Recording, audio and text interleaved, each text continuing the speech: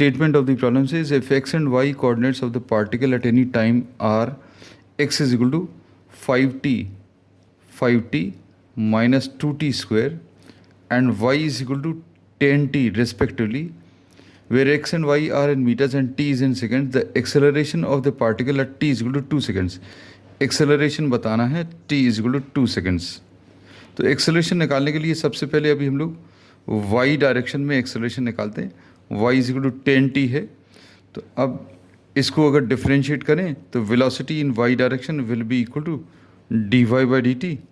ये d by D T of 10t आ जाएगा और इसको सॉल्व करने पर velocity in y direction t का डिफरेंशिएशन 1 आएगा, तो ये वेलोसिटी इन y डायरेक्शन आ गया. अब acceleration in y direction is dv by D T, D by D T of V Y direction की वेलोसिटी को डिफरेंशिएट कर दो d by D T of 10, तो एक्सेलरेशन इन y डायरेक्शन 0 आ गया.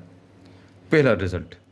फिर x डायरेक्शन में अगर आप इसको डिफरेंशिएट करें तो x की value 5t minus 2t square है, तो velocity in x direction dx by D T, this is d by D T of 5t minus 2t square.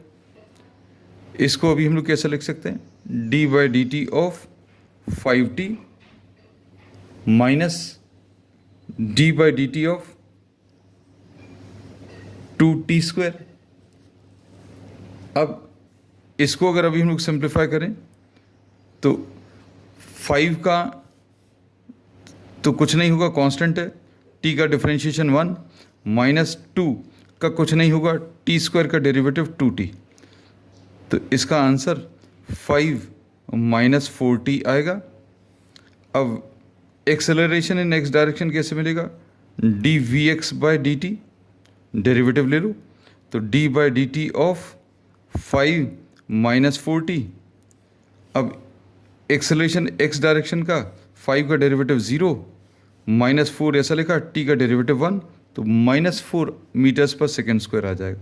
So there is no acceleration in y direction but the only acceleration is along the x direction. और अगर दोनों जगह होता तो net acceleration अभी हम लोग calculate करते कैसे? Under root of A X square plus A Y square. A X square की वैल्यू माइनस 4 स्क्वायर और ये इसमें सब्स्टिट्यूट करके सॉल्व करते, लेकिन यहाँ पर केवल एक ही एक्सेलरेशन है and that is along, so this is not at all required. So this is minus 4 meters per second square and this is given in the second option.